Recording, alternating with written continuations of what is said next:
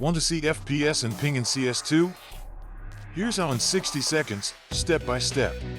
Open Settings, then select Game Settings from the menu. Find Enable Developer Console and switch it to Yes to allow commands. Back in game, press the tilde key to open the console at the top. If tilde doesn't work, find the console key in keyboard settings or assign another key. With the console open, you're ready to enter commands that show performance stats. To show FPS only, type CL_shofts1 and press enter. You'll see a small readout. To hide FPS later, type CL_shofts0 and press enter to remove the readout. For ping and detailed network stats, type net_graph1 and press enter to display them. To move or hide it, use net_graphpose1 to reposition and net_graph0 to turn it off. Pro tip: bind a key like F10 with bind F10 toggle net_graph10 for instant checks.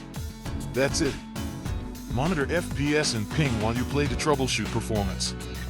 Thanks for watching.